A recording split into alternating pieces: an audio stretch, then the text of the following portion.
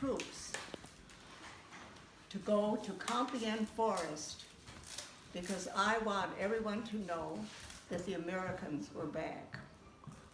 So I have to go a little back in history. It won't be a history lesson, don't worry. So in 1918, the Germans lost World War I, and this Marshal Foch, he owned a railroad car in Compiègne Forest. And he said, I want the German generals to come, and you're gonna sign total surrender in this rail car to the Allies.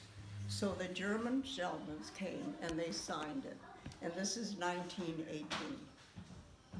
Well, now we're gonna go forward to 1940. And the Germans found a way to go around the Maginot Line by going into Belgium and going around. The French thought there was no way they could go to Belgium because the tanks couldn't pass there. Well, the Germans found a way, and they went around Belgium, they went into France, and France surrendered. So Hitler said, well, we're in control of France. Now, I want that rail car back in Compiègne Forest, and I want all the Allies to come and sign surrender in France in Compiègne Forest. And they did. Well, I feel like I'm living it again. And then the Normandy invasion started. They were planning on it. And Eisenhower said, now don't quote me, but this is what I understand. He said to his pilots, do not, I repeat, do not bomb the IG Farbe building because I intend to use it for my headquarters in Germany. And they haven't even invaded Normandy yet. Well, then there was a success. And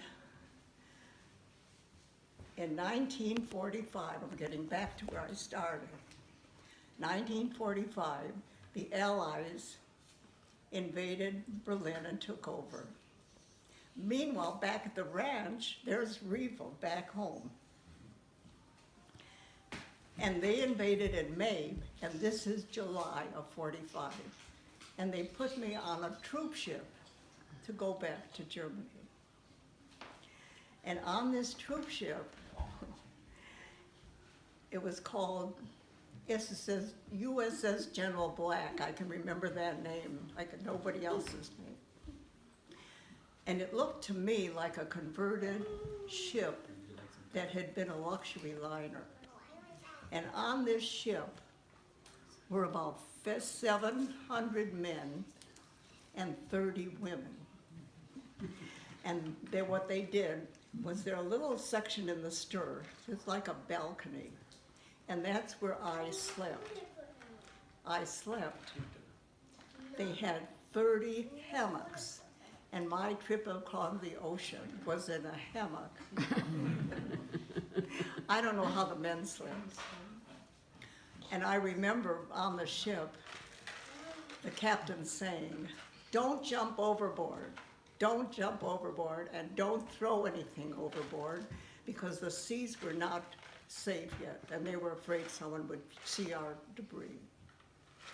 Well, even when we went through the English Channel, we needed a pilot because the sea was not safe. We finally got to a harbor, the northern part of France. And we had to go to Compiègne. Compiègne was about 150 miles from Le Havre. And that would normally take about 3 hours. Well, what do you do with 700 men and 30 women? They put us on trains.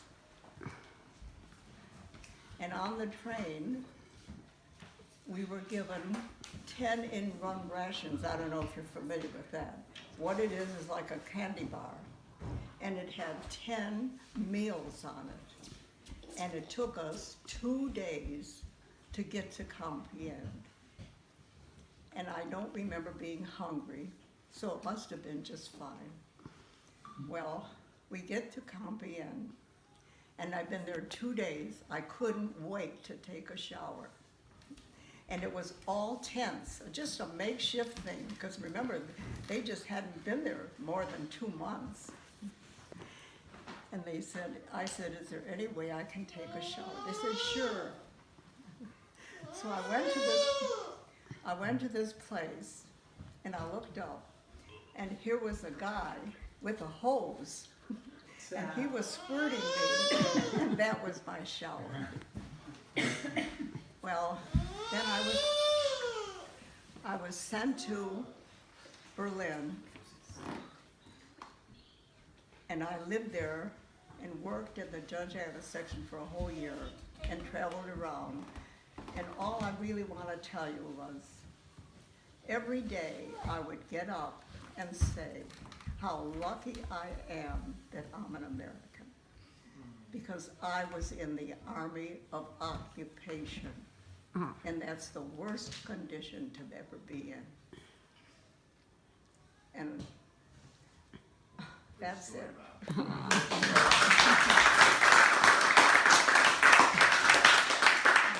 Thank you, Reva. Mom was a teacher. That was a good story, Reva. Thank you. That was And part I of bet you didn't have coconut cake on the ship. Thanks. But it's great. We're very, very lucky to be Americans. We still are.